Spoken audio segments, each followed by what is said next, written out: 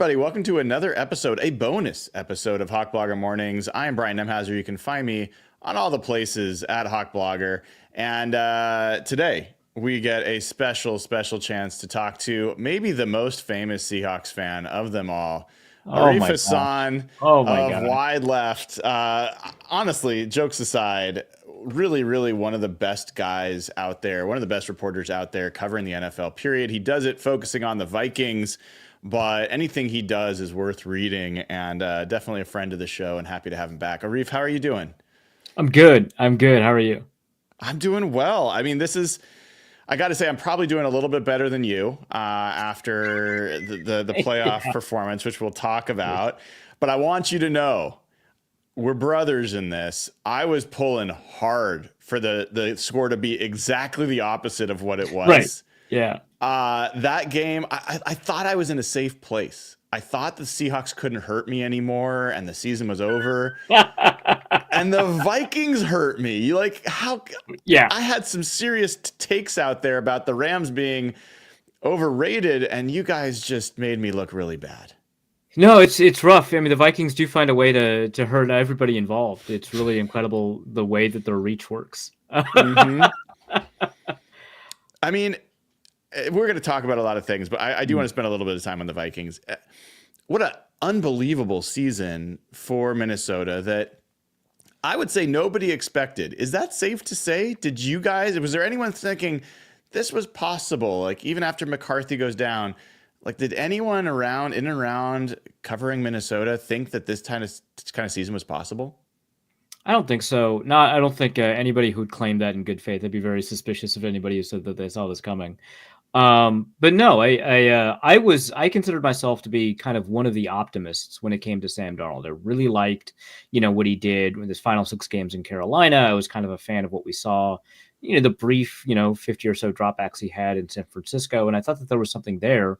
But no, he was like 5th in EPA for a good chunk of the season. Like, I absolutely did not see any of that coming.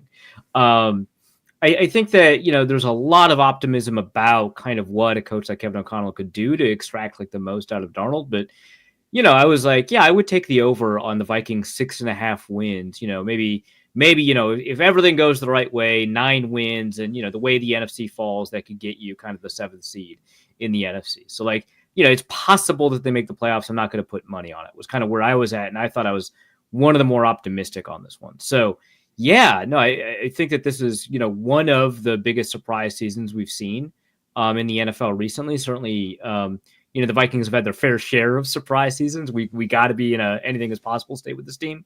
So like 2017 is a really good example of that. But I still think even compared to that, this was just an outstanding set of circumstances to lead us there.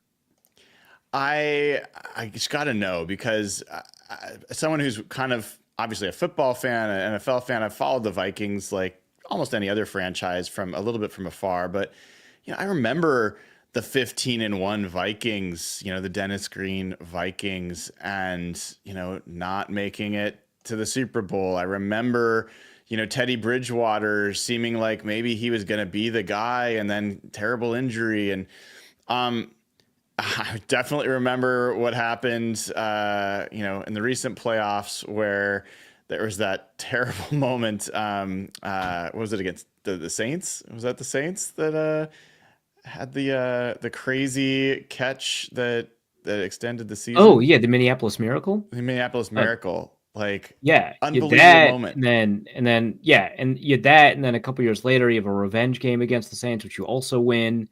It goes to overtime with the Kyle Rudolph catch in the corner of the end zone, just to get absolutely demolished by the 49ers right after that.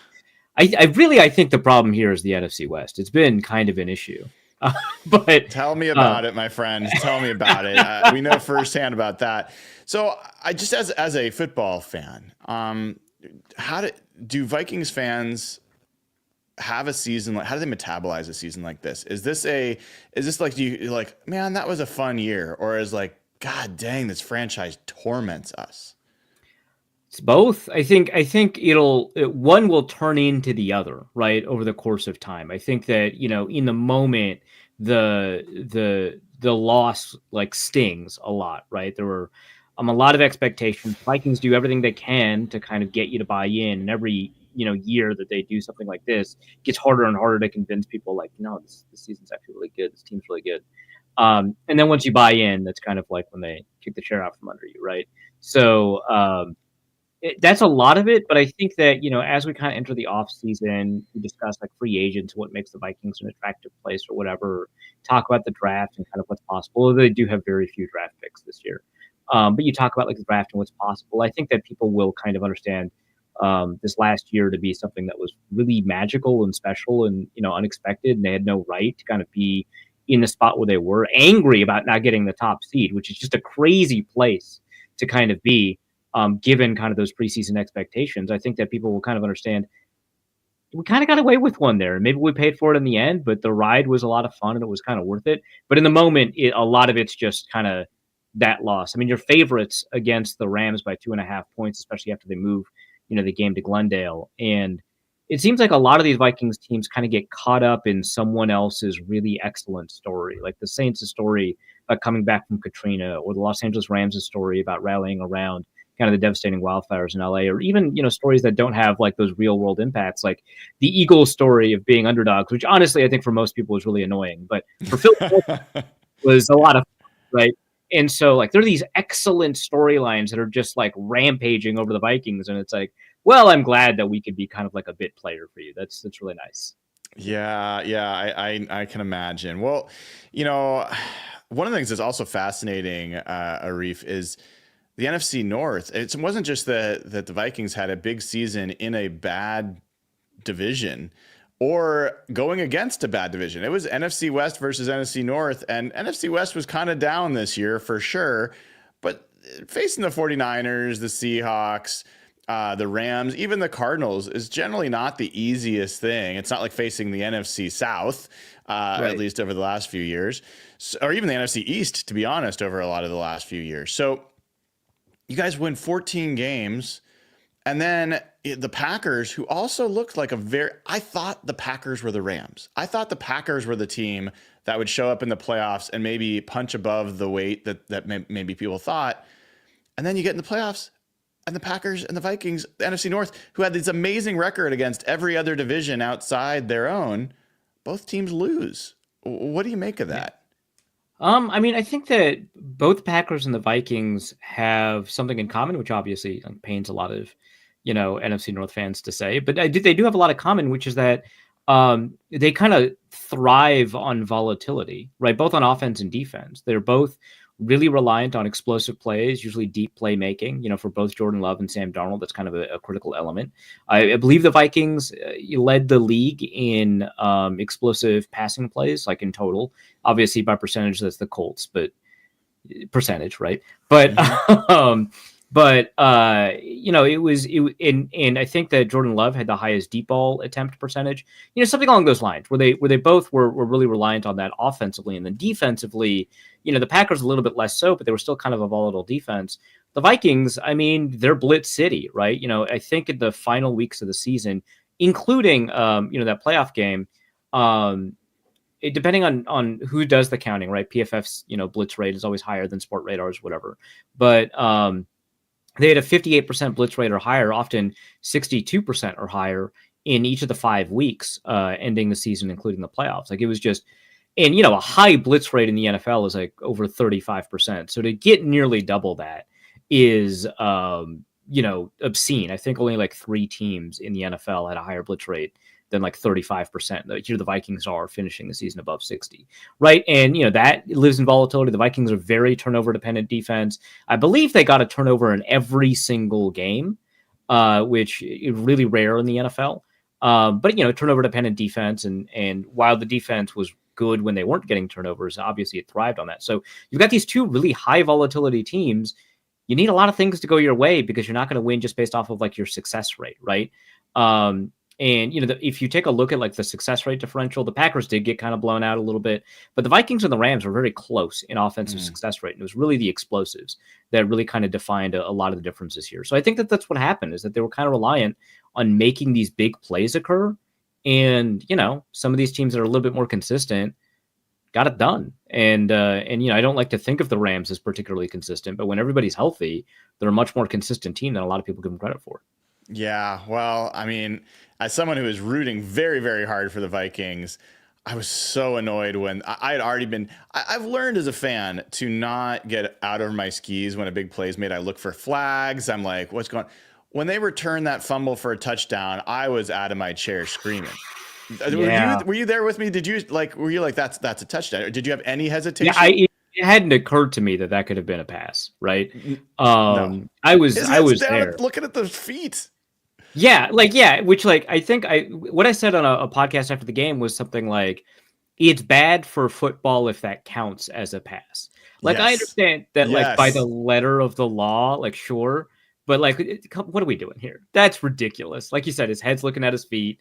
The ball is moving forward, not of his own volition, before he kind of splays his fingers out to push Mm-hmm. the ball even further. Mm-hmm. And it's like, okay, that's a pass. You've got to be kidding me. And I know, following a lot of like former players or people, who've spent a lot of time in the league, a lot of them hate that was called a pass. Both the Mannings on the Manning cast did. Bill Belichick was like, well, it's an offensive league, so they're going to call it a pass. But it's very clear he didn't really love that fact. That kind of, and so it's like, there's like a shared understanding that is not great, that counts, right? And again, I think by the letter of the law, maybe that does count as a pass. I hate it. It sucks. So, for that to be kind of, I don't know about turning point, but a potential turning point removed, Yeah. from the game, it stings. The refs were bad, just generally bad in that game for both teams. I don't want to say like the Vikings only lost because of the refs. I thought at least two of the penalties that benefited the Vikings were absolute BS, right? I think, the unnecessary roughness on the center, Bo Limmer, happened while the play was live, which is just ridiculous to me. And then also the running into the kicker, I thought he was thrown into the punter. So like, this is not me saying that like the refs, took control of the game so that the Rams could win and generate this positive storyline. I think the refs were bad, and it really sours the game when you have really poor officiating like that. Yeah, unfortunately, that's kind of the rule more than the exception. It feels like in a lot of the NFL games, even when we get into the playoffs, and that play killed me. And the I don't care what the letter of the law is. It's called intentional grounding. I've never seen something that looked more intentional than what happened there as a grounding. Like if you're going to call it a pass, there's no way that was unintentional. I had a comment, like I think it was on Blue Sky. It was one of the social media sites, right? Who was like, "Well, you can't really like read into the intent of a play." And I was like, "Okay, it's literally called, right, intentional grounding. Like, at some point, you are surmising what is in a player's head. Like, what do you think the taunting penalty is? Like, what do you think like unnecessary roughness often? You're reading the intent of the player based off of their actions, and so at some point, you got to make a call about a player's intent. And here, I think we all kind of know, right? Like, it was just." Like that's why they used to have the in the grasp rule. I know they got rid of it, and I know there's reasons, but I mean, anyway. So that was one play that was devastating, and then the missed block punt. I was like, how in the law? I literally was off my seat again, and then I heard the noise, and I was like, wait, what's happening? How did that not get blocked? So right, and the camera following the ball, I was like, the camera got tricked, right? But no, yeah. So I just wanted to, hopefully this is. It's poor replacement for an actual win, but just know that there are others outside of the Minnesota fan base who felt a lot of pain and frustration from that game. So we're talking to Arif Hasan of Wide Left Football, and obviously there's a few interesting, potentially intermixing storylines between the Seahawks and the Vikings. The reason we moved this conversation up a few days from our plan on Monday was because the news came out earlier this week that the Seahawks are talking to who is the Vikings assistant OC and assistant quarterbacks coach. Curious what you think of Mr. Grant. Yeah, so I'm sure a lot of people in the Seahawks fandom have read the Star Tribune profile on him a little bit, like a man of mystery kind of thing. Yes, we're talking to Ben Gosling tomorrow, as a matter of fact. Perfect. Okay, great. Yeah, and from what I can kind of figure out from like inside the organization and kind of reading kind of like between the lines and stuff like that, it's accurate reporting. It's really good. I think a lot of people have called him like the secret weapon for the Vikings. And well, it's always kind of fun to kind of inflate, all of these unknowns into like various, it's great storylines. The Vikings hold a tremendous amount of regard for Grant Udinsky. In the story, it mentions stuff like his photographic memory and a sharp mind. And, I have a mixed opinion about the actual value of a photographic memory, but in terms of his ability to kind of dig into the dirt and analyze things. And I think most importantly, I think this is one of the things that people miss about why Kevin O'Connell is such a good coach, communicate those ideas effectively, and getting people to like kind of buy into what you want. It sounds like, from inside the organization that he is really remarkable at that kind of thing. He has a strong grasp of both offensive and defensive football. It's not just built off of his playing time. He played tight end and then he switched over to edge rusher over at Towson. Tight end, I think at Davidson, I want to say. Mm-hmm. It's not just because he played on both sides of the ball, especially because like at the lower college levels, that doesn't give you a remarkably, precise schematic understanding of kind of the ins and outs of some of the stuff that they do at the NFL level, but because of his attention to detail and his willingness to kind of dig into all of the elements that comprise offensive and defensive football. There's a lot of people who have regarded his understanding of defensive structure as like really, really high level stuff. And he makes a point of making sure that he, finds time to get into kind of defensive meeting rooms every so often, or be in conversation with Durante Jones, the secondary coach, who, if, Brian Flores is gone, is the most likely candidate to be the Vikings' next defensive coordinator. And then obviously he talks to Brian Flores. He talks to the defensive players on the Vikings too, which I think is, unique. You don't actually see that a lot, where offensive coaches will talk to defensive players and ask like, hey, so kind of what was going on there? Like, hey, you got a pick off of this play in scout team. Like, why? Like, what did we do wrong? I think it shouldn't be rare, but I think that's awesome, right? That he does that. And so, yeah, I mean, like he's regarded as a really sharp analytical mind. He's regarded as somebody who communicates his ideas really well. There's an understanding in the organization that he's actually a big part of the reason that Josh Dobbs had any good games with the Vikings at all, much less, two more after the game that he was like introduced to the Vikings. He's worked with like Nick Mullins. He works a lot with the backup quarterbacks to kind of get them ready and prepare them.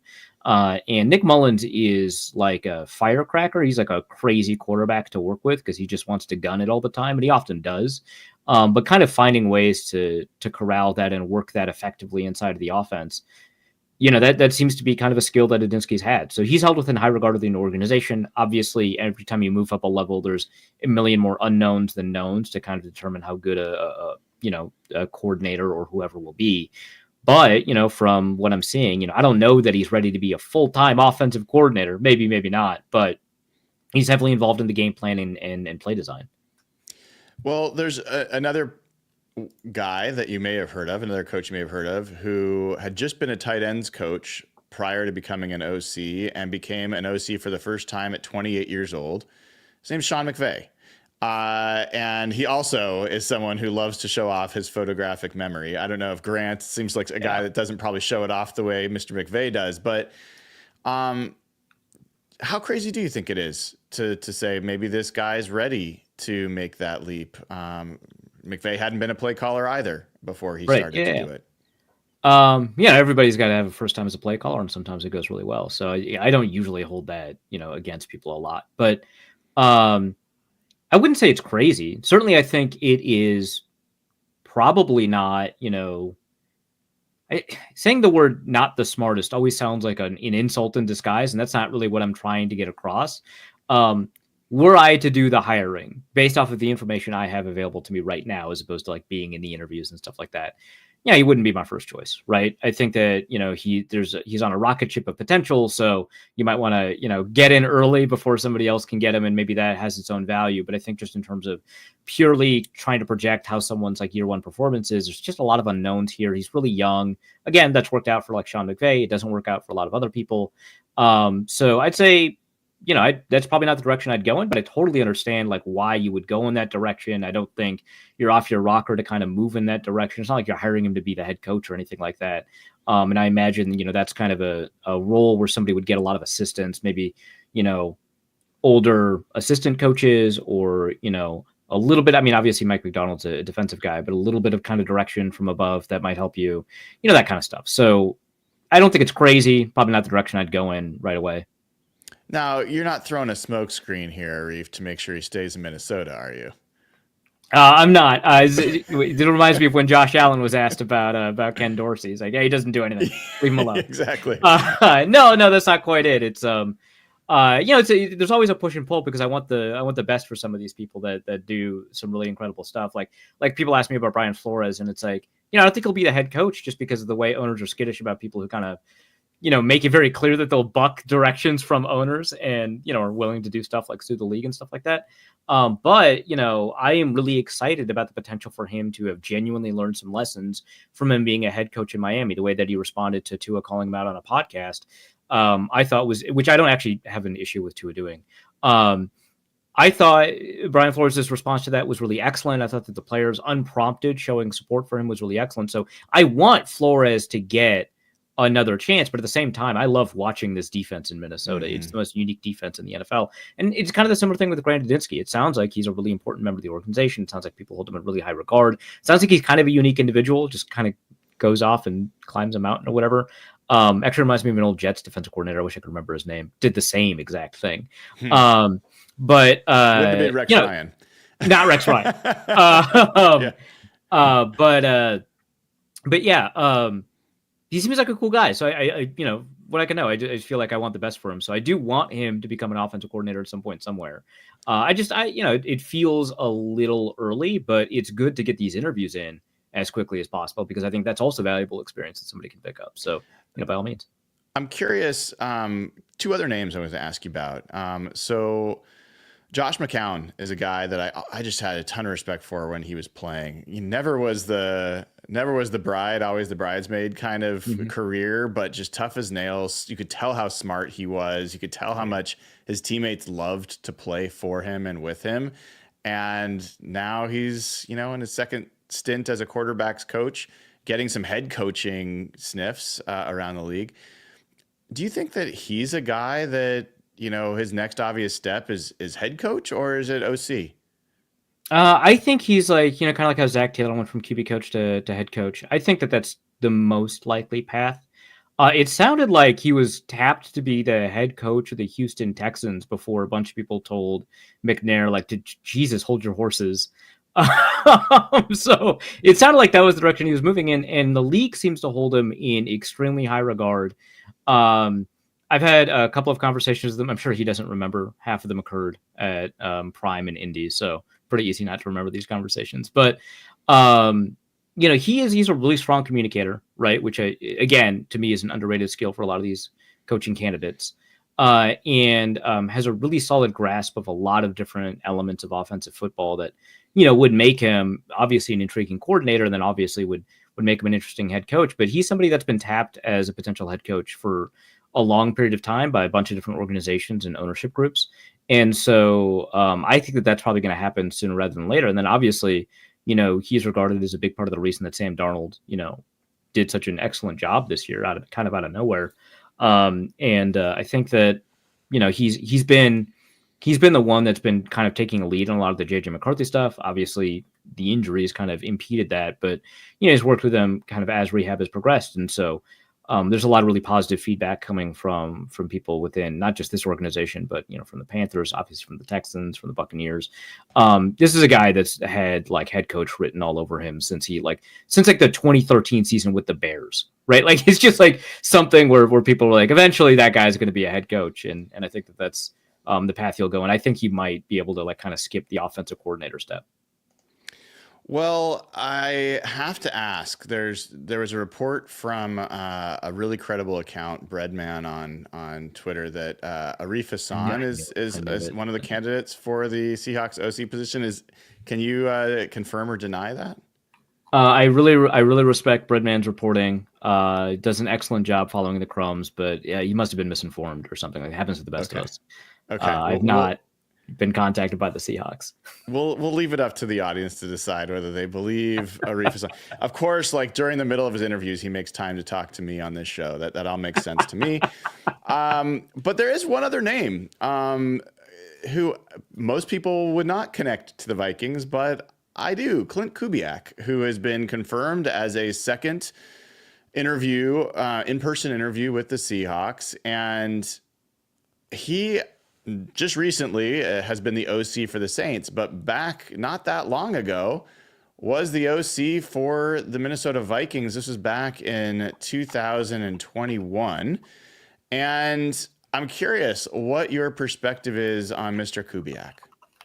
Yeah, he's somebody that Vikings fans didn't very much like a lot, and I thought he got kind of a raw deal from Vikings fans in that regard. I thought that the 2021 Vikings season was fine offensively. Obviously, a lot of people remember, 2022 under Kevin O'Connell and how things changed there. But I thought that he did a pretty good job. A lot of people considered him like kind of a puppet of Gary Kubiak, who was like this kind of nebulous offensive assistant for the Vikings at the time. But since then he's kind of he's kind of like moved forward. He's like forced his own path. He wasn't always with Gary. He spent like a couple of years away from his dad, and then he comes back. And the thing about Gary Kubiak is he like highly values loyalty. So if you ever hire him within an organization, you get like a bunch of his people, and that this time included his son. But I thought that he did a pretty good job. I wasn't overwhelmingly impressed, of course, but I thought that he did a pretty good job of synthesizing a lot of the things that Kirk Cousins does really well and implementing them. You take a look at the 2021 Vikings season. I mean, the problem with that season was not Kirk Cousins, which is always like a fun thing for Vikings fans to argue about. It was the defense. The defense was atrocious. And so I think that, given what he was working with a high level above average quarterback who truly became unlocked, I think, under Kevin O'Connell, but a really high level quarterback that could put up really productive numbers. Couldn't solve any of Cousins' major problems, which is kind of the thing that O'Connell, was able to do, and I think kind of earned a lot of regard for Vikings fans with, but really maximize the things he was already good at, which is something we've seen a lot of coordinators with the Vikings fail at. And we've seen, Mike DiFilippo fail with that, for example. We've seen a couple of other offensive coordinators not do as well. So you've got Clint Kubiak, who's kind of between Stefanski and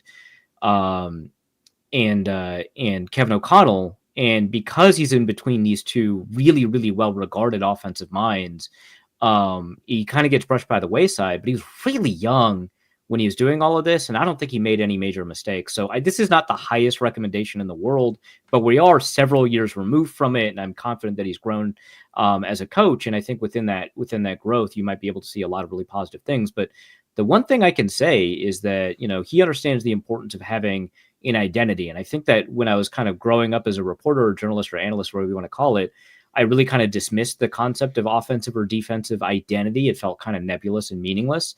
But as I kind of like cover the sport more, I kind of understand where people are coming from. Always having a base to draw from, an area where like you're confident that you'll be able to work from, and you'll have like answers available to you, tools in your toolbox and stuff like that.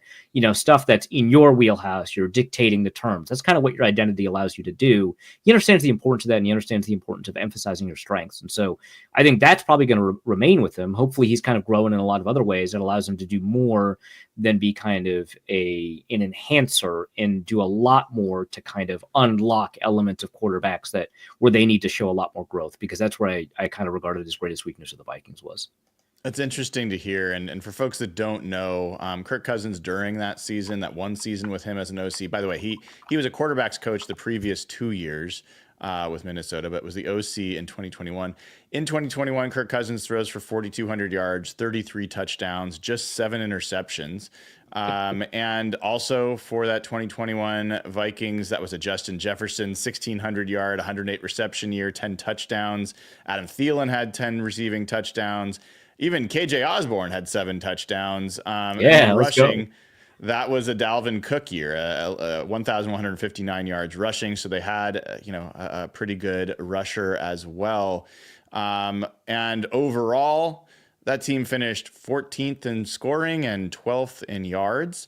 Number 1 in turnovers on offense. Number 1 meaning the fewest turnovers in the NFL on offense that year. That certainly would be something that Seahawks fans wouldn't mind seeing a change on. But if you looked at like the drive-based stats, it's not so great. I mean, 18th in yards per drive, 15th in points per drive, 28th in time per drive. And one of the things, Arif, I always think about with the Kubiak tree, play action. I always think under center play action, and that was they were that Vikings team ranked 18th in the NFL in play action rate. Kubiak last year with the Saints, 23rd in the NFL in play action rate. So what was that offense if it wasn't the under center play action boot kind of thing? I mean, it did deal with the boot action a fair amount. The thing is, you can't do play action when you're behind in the third and fourth quarter. And if you take a look at, I think the Vikings were like 30th in yards defensively, in the mid 20s in points, which I think affected also like the field position for, like, if you're taking a look at like points per drive or whatever, right? Again, not like, again, he was an okay to good offensive coordinator. I think that both Stefanski and O'Connell ran better offenses. So this is not like me attempting to gas him up, but I think you lose a little bit of that when your defense is kind of putting you in a position where you can't do that. But I think a lot of it was a really excellently coordinated, timing-oriented offense that was meant to have answers to a bunch of different defensive looks all embedded in the same play. So you're not required to, kill the play. You're not required to get into scramble mode to get to your second play, quote unquote, your second play. You see kind of single high man coverage, and you've got a concept on one side that'll help you with that. You see, too high zone coverage. You got a concept on the other side. And if it's kind of something that might be in between, like a cover two man, you might have a seam beater or something like that coming from the tight end. Like it was always kind of like the offense just has answers. And if you've got a quarterback that can get to the progressions really quickly, which I know Cousins' time to throw was always really high, but it was higher under Kevin O'Connell. It feels like Cousins is not that kind of guy, but he is a really quick processor and he goes through his reads quickly once he feels the need to go through his reads. When you have Justin Jefferson, you kind of wait a second on that first read. And once he does that, he goes through really quickly and he kind of takes advantage of the answers that are available to him. And so the identity of the offense, like, yeah, they would love to be an under center play action team. They didn't get to do it as much as you kind of expect, like a Gary Kubiak team, or even they did the previous year under Stefanski. It was like a lot more play action oriented. But it was more making sure that the timing and rhythm was kind of all on the same page. You had a couple of option routes in there. I think that the Vikings offense right now, just in terms of optionality for the receivers, is significantly more complicated. You had a couple of option routes in there, and it was designed to make things kind of a little bit more plug and play for the quarterback, which is exactly, the arena in which Kirk Cousins thrives. He's a very plug and play quarterback. He didn't really want to become an improviser. And the offense was kind of catered to that. So it was really, here's the play. You can kill the play to this other play if you want to, but this play is designed to have a lot of answers already embedded in it, and just kind of fit within the timing and the footwork and kind of get the ball out and you'll get going. So that was kind of the identity. Again, you do want to be an under center play action team if you can, but he was never going to emphasize it as much as Stefanski did. We're talking to Arif Hasan of Wide Left Football. Arif, I told you half an hour. Do you have a couple more minutes? Got a couple more questions? Let's go. Let's do it. All right. So I got to switch gears off of Mr. Kubiak. Talk to you about Sam Darnold. He's another international man of mystery after this season. Certain to be re-signed by the Vikings up until 2 weeks ago. Now certain to not. Right. What's your current perspective on what's going to happen with Sam Darnold? What are the Vikings going to do relative to Sam Darnold? Yeah, I mean, if you'd asked me this 4 or 5 weeks ago, I would have been actually on the other side of a lot of these reports. I would have said that the Vikings were going to let him walk and make as much money as possible. They had kind of made a soft promise. I don't want to suggest that there's anything meaningful to the promises NFL teams make to NFL players. They break them all the time, but the Vikings kind of value the relationship that they have with the players because they understand that has like a long-term team building element to it. You're less likely to get a player holdout if that player understood that the team kept a promise to a different player 2 years ago or something like that, right? So you build a team culture where you build that trust between two people or between the team and the players, and the part of that involved crafting a season around getting Sam Darnold as much money as possible. It was a get Sam Darnold the bag season. Like, players understood it. Sometimes they would just say it, right? They're like, this season is about getting Sam Darnold paid, which is cool. It tells you like the regard the players had for Darnold to make the season about that. But I would have thought it would have been really difficult for the Vikings to commit to that. And so I would think that, that was not something they'd be able to do. Obviously, the last 2 weeks have changed the tenor of the conversation a lot. If that minimizes his potential contract value, which I think is honestly ridiculous. Like I know national game headlights, you just kind of you freeze, you panic, and you don't want to see that, especially it kind of evokes a lot of the images that people have had of Sam Darnold. A lot of people are talking about, oh my God, Sam Darnold lost so much money. And like, yeah, it feels weird to talk about it like that. But like, yeah, I guess if that's the case, I think the Vikings would be game, right? Mm-hmm. Because I think that they're an organization that, first of all, they tend to, for better or for worse, honestly, um, look at the best outcomes for players and kind of project that when they're in, engaging in player acquisition or that kind of strategy, which has hurt them a lot in the draft and helped them a lot in free agency. So a net win, I think, but kind of an interesting kind of set of circumstances with which they approach player development. And they're also a team that engages a lot in the long view. I mean, they famously have the analytics GM, right? And I think a guy like that is going to understand that, like, you have like 3 bad Sam Darnold games the whole season. 2 of them just happen to come at the end. And then like 14, 15 incredible Sam Darnold games. Like he finished with like 8 or 9 games above a passer rating of 110. And I understand passer rating is not like the world's best, but like a pretty good proxy for how well he's playing in this instance. And so I think that they would like to engage him. I think there's going to be at least 1 or 2 other teams out there that are going to think that this is an enterprising opportunity for them. Really bad, quarterback class in free agency, really kind of lacking quarterback class in the draft in a lot of ways, according to a lot of people. Because it's like what, Sam Darnold or Marcus Mariota for some of these teams, right? And so, or Daniel Jones, or right, yeah, it's rough. Zach Wilson, yeah, Zach Wilson, right, who I think is making the second most heading out of free agency or something. He's just crazy.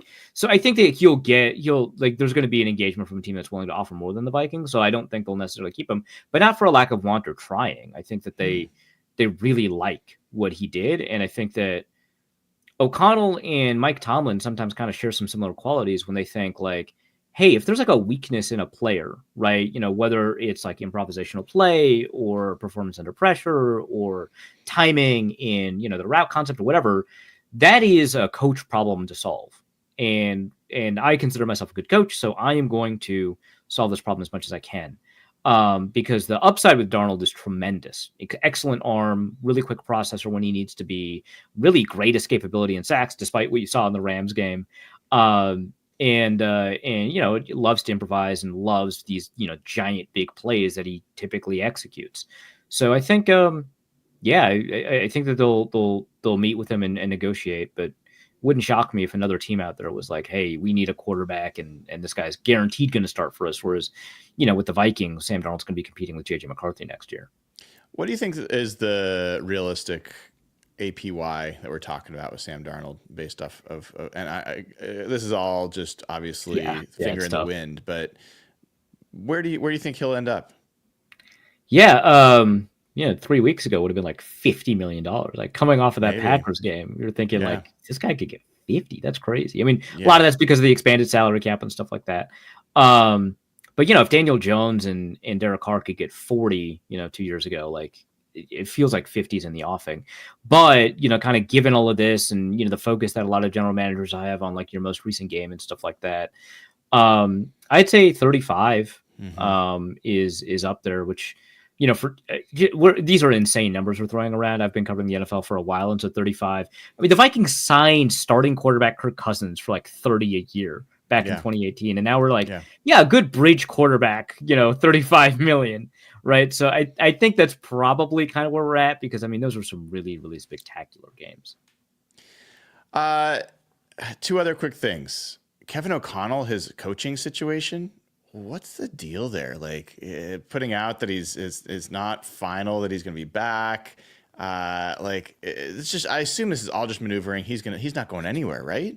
Yeah, it's just maneuvering. They're going to bring back both Kevin O'Connell and Kwesi. I think it's just, I mean, like you take a look at coach salaries and there's kind of a wide range. Beginning coaches that were not well pursued by other teams make around $3.5-4 million. The top end coaches like Andy Reid makes 20, Sean Payton makes 18.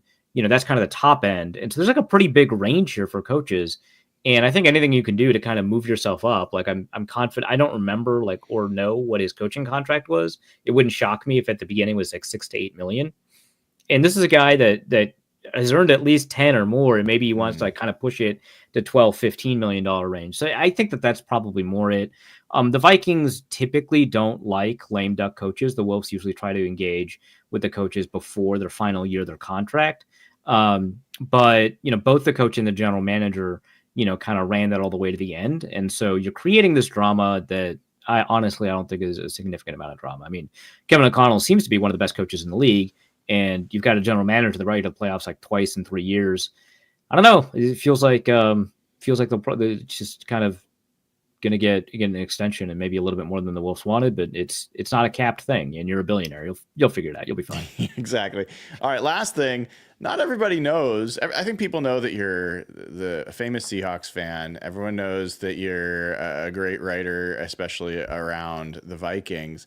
Not everybody knows your draft coverage. I think you do some really great draft coverage, and one of the things you do is you've tracked who has the best track record of predicting actually how the draft is going to fall. And so catching you kind of flat-footed here, one of the things I'm doing right now is talking to all sorts of different folks to get their draft perspectives. I'm going to be down in Mobile, Alabama in a couple of weeks going to the Senior Bowl. I'll hopefully be at the Combine as well. I'd love to hear from you, and hopefully I've talked long enough so you've had some time to look it up.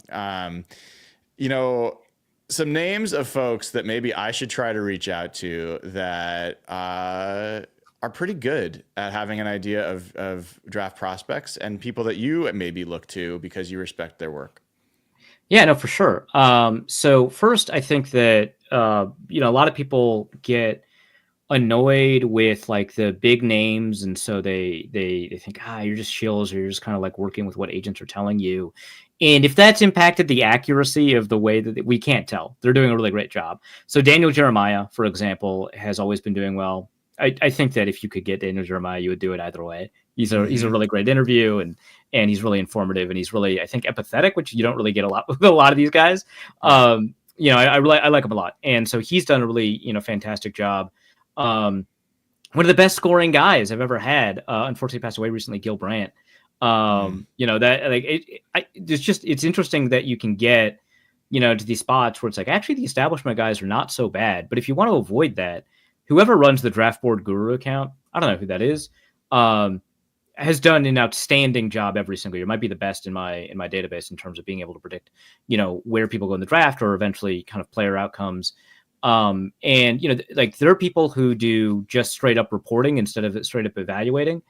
So Draft Board Guru is like an analyst. Like he takes a look at players and decides who he thinks the best or not. Whereas Jeff Legwold is clearly does a lot of his own analysis, but is primarily a reporter. Jeff Legwold has done an incredible job at predicting kind of which players are going to do the best, following the draft, where players are going to get selected in the draft. Those are all like really excellent, resources. And then kind of outside of that kind of stuff, if you take a look at kind of the most recent boards and how people have done recently, that franchise guy, he's a Madden YouTuber. He's always kind of a great hang. Sometimes I go on his show and we end up going for like an hour instead of the half hour we scheduled. It's a habit with me. I so don't it's know definitely anything about that. What are you talking about? I'd contact him because I think that he's done a pretty great job in pretty recent drafts. A good friend of mine, Jeff Risden's done a pretty good job in recent drafts. Thor Nystrom, who right now, if you're following him on Twitter, is really only talking about JJ McCarthy and how great, JJ McCarthy is going to be. He produces like a 500 player board. And what I found is that a lot of people who produce these giant boards, often they kind of lose a little bit of detail. And so sometimes in that top 100, you're not getting as much accuracy as you're getting with guys who only put out top 100 boards. Well, it turns out, Thor's level of detail is not a hindrance in terms of his ability to kind of predict a lot of these draft outcomes. And we're talking about photographic memories. He has an outstanding memory for a lot of the players that he's watching and can describe in detail what had happened in individual games that stood out to him. So, I'd reach out to all of those guys, or some of those guys are like really big guys, have like really busy schedules, and some of those guys are going to be a little bit more available. But I think that there's a great menu that we have. So the reason that I can say all this with a lot of confidence, of course, is that I've been gathering big boards since like 2014. And right now I've got like over 100 analysts in my most recent consensus board from last year. I hope to have that many again this year. I've been looking at a lot of what they've been able to produce. And yeah, I think that I can speak with a lot of confidence. This industry is really good. Like they're really good at doing this kind of stuff, which is not the case in 2014 when I started out. There was a lot of hits and misses. They're doing a lot better job in terms of kind of evaluating context and talking about players and kind of really discussing player archetypes and things like that. So certainly, the state of draft coverage is at a really high level. Do you have any draft crushes yet? I know it's early in the process. Have you going in with any biases? Not yet. Like I start pretty late in my draft coverage compared to a lot of these guys. And so like I'm watching the playoff. I'm like, hey, that Penn State edge rusher is like really good. Turns out he's like a top 5 player. Like, good job, Arif. Yes. Abdul Carter will not be coming to Minnesota or Seattle. Yeah. But yeah, I mean, like Will Campbell. He's looked pretty good. But yeah, I mean, like it's primarily just kind of these top line guys where it's like, oh, I think the Boise State running back is great. I think Travis Hunter is great. Like, I'm not digging in the weeds quite yet. Ask me in 2 weeks and I'll have like some guard from Syracuse or whatever, like that I really like. Like this is what happened to me last year. I really liked actually in Illinois guard who would play tackle all year, Isaiah Adams. I want to say that. Draft rush of mine. Yes. He's a Seahawk, right? No, he's a Cardinal, I believe. He's a Cardinal. Okay, NFC West, close enough. Yes. But I'll end up with a draft crush here or there. But like I try to like go into it like blind compared to a lot of people that have been able to watch the college football season all year and watch a lot of. For what it's worth, I'm a similar. It's a very steep ramp, but it starts late. I assume the Vikings are going to be looking. Their priority for the Vikings is going to be interior offensive line. Is that accurate? I would hope so. It's a difficult one to call because the Vikings under this regime have historically kind of underinvested compared to the rest of the league along the interior offensive line. I have no idea what you're talking about. What does that feel like? Yeah. Are you saying that they're overdrafted and overpaid? Have you ever heard that from your GM? Not exactly those extreme words. We've heard those words from our GM. But that seems to be kind of the opinion that we've gotten from the late Spillman era and what we can see from the Kwesi era, where the value proposition of these top level guards is not necessarily worth it. So we'll see if they've changed their mind after kind of the disaster that they've had along the interior offensive line this year. I don't know. Everyone's kind of hoping for like a 2021 Chiefs year where they just fixed everything all at once. They were just in the Super Bowl, fixed everything, but like fixed the offensive line all at once. And that's pretty rare. So I don't know how much we can. If you can find a Creed Humphrey in the draft, like by all means, like go ahead. But other than that, it's going to be kind of difficult. But yeah, I want to say yes because that's like the most obvious area. But you take a look at that free agency list, and it's like starting running back, backup running back, all 3 starting corners. Starting 2 safeties, right? Like it's like there's like a lot, like they have to resolve a lot in free agency, and so that is free agency always kind of dictates your draft priorities. But I think for the Vikings, more than most seasons here, it will because they have a lot of key starters, including the starting quarterback, right? A lot of key starters that are hitting free agency that are going to really dictate a lot of those draft priorities. And so if they don't re-sign some of those and they spend those resources on like getting Trey Smith or whatever, that'll change the draft priorities and stuff. But yeah, for right now, I'd say interior offensive line, probably safety, and definitely cornerback. Like, I think that those are kind of the areas that we'll see a lot of investment in. Truly last question. This is a quick one. If the Detroit Lions actually win the Super Bowl, will you be happy or will you be upset? Man, if you'd asked me 5 years ago, it would have been like over the moon. Now that I'm seeing it, I'm kind of upset. I don't like it. I get it. Yeah, I get it. It makes sense. I appreciate the honesty. All right. Arif Hasan with us from Wide Left .football. What should folks be looking forward to coming up from you? So I'm going to be headed to the Senior Bowl soon. So obviously some coverage there. I got asked a lot of interesting questions over the season that I could only answer in the off season. So I want to do a deep dive on NFL strength and conditioning programs. I think that's going to be a lot of fun. I want to do a follow up on my gambling piece, talk to some people about that. So a lot of kind of pie in the sky ideas. I don't know. I'll be able to execute them all within the next couple of weeks or anything like that. But now that the season's over, I've got a lot more flexibility to write about all kinds of stuff. So last year I didn't know I was going to write a giant treatise on clutchness. And the way quarterbacks perform in the final 2 minutes or whatever. And until like 2 weeks before I wrote it. So we'll see. But it's been a lot of fun writing a bunch of like 5,000 word pieces over at Wide Left. People seem to really resonate with them. That's amazing stuff. And really, really appreciate you taking some time out of your day to talk to us. Everyone, make sure you go follow Arif Hasan on all the places. And Arif, have a wonderful rest of your day. And maybe I'll see you down there in Mobile. Yeah, absolutely. No, I'll be there. So hopefully we can catch up. It's a small place. I'm sure we'll run into each other. All right. That is Arif Hasan, Wide Left Football, one of the best in the biz. Hopefully you guys all enjoyed that. A kind of a tour through a lot of the OC candidates for the Seahawks. I think interesting comments about Grant Udinsky.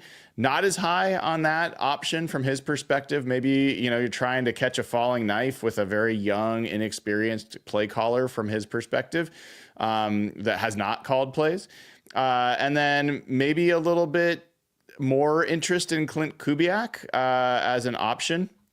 But, pretty tepid optimism about Clint Kubiak. And I saw Matt, Hawks fan Matt, man, I saw your super chat, which I'll bring up now because I thought the exact same thing. Matt says, could part of the appeal for Clint Kubiak be that he's likely to not be a hot head coaching candidate in the next few years? I think that is potential. I don't know that they would actually think about it that way. Like, let's hire someone that's not great just so they can stick around. I don't think that's how hiring works. And I don't think that's how, everything that is going on in that organization depends on making this a good hire. So I think you want to get the best possible person in there. At the same time, does he give me a little bit of the Darrell Bevelish vibes? Yeah, like maybe a guy that'll be around as an OC and maybe not graduate to being a head coach. I think that's possible. Maybe that's part of the benefit of him, but maybe not really like the reason that they would choose him. But yeah, like you look back at that season for Minnesota, it was good to hear from Arif about some of the confounding factors. When you have a really bad defense, we know what strain that can put on your offense. And so Kubiak has not yet been an OC for a team that had a good defense. The Saints obviously really struggled that way this year. That Vikings team was 32nd in the NFL. Let me make sure I'm right. 30th in the NFL in yards allowed, 24th in points allowed. Really, really struggled. They were 29th in rushing yards per attempt. So I think those factors absolutely affect an offense and how it performs. So generally speaking, that 2021 Vikings offense was pretty productive, but it wasn't great. And I think we still don't know exactly what Clint Kubiak brings to the table. But, he had some mild support for him as an option. Sounds like Josh McCown, the likelihood of him going to OC seems less likely, like that he's going to go straight to being a head coach. That was one of the guys I was certainly interested in. I know Jeff Simmons was interested as well, but probably not a real option. The other thing just to be aware of, Tom Pelissaro, who was on with Brock and Salk today, said that there are more people that are getting second interviews than has been reported. So I think everyone's saying Clint Kubiak's the leader in the clubhouse. Maybe. I think that it's possible there's guys that are getting second interviews that we don't know about that could be neck and neck or ahead. We don't know. So just keep an eye on that as the next couple of days unfold, and we will continue to learn. I will have Ben Gosling on tomorrow morning at 9 a.m. To talk a little bit more about some of this Minnesota stuff. He may have more to offer. That's part of the reason I'm hitting the Minnesota pipeline, because they happen to hit a lot of these guys that we're interested in. But 8 a.m. tomorrow, they're back. The bosom buddies, Dave Bowling and Mike Sando, will be back at 8 a.m. tomorrow morning. So we're going to have 2 hours of Hawk Blogger Mornings tomorrow morning. There'll be probably 2 separate episodes. I try to break those things up for people that find them not while they're live, but find them later. So keep an eye out for that. But I will see you all tomorrow morning, 8 a.m. for Dave Bowling and Mike Sando. And then at 9 a.m. for Ben Gosling from the Minneapolis Star-Tribune. A lot of great stuff coming. Make sure if you haven't already, give the show a like, click subscribe. Please do that. Make sure you head over to jkboots.com. Use code HawkBlogger. I just got the names of everybody who's used that code to buy a pair of JK Boots. And I'm going to be giving away that pair of Seahawks themed boots in the next couple days. I'm going to look through those names. I'm going to figure out who is going to get these Seahawks themed boots. It's not too late. They're going to send me updates over the next couple days before I make the choice of who's going to get the boots. So if you want, go over to jkboots.com, use code HawkBlogger, get 10% off, get a chance to also be the only person in the world with this handmade Seahawks themed pair of boots in Spokane, Washington, by a family-owned company, the best boots you're ever going to own. I love my JK boots. They're incredibly comfortable, supportive, and we're also doing charity. We've given away now 4 pairs of boots to firefighters to help keep either the Northwest Forest safe or the LA city safe as best as possible. So great promotion there. Make sure you take advantage. All right, everybody. With that, I will see you tomorrow. Make sure you give the show a like and click subscribe. Otherwise, see you all very soon. Take care.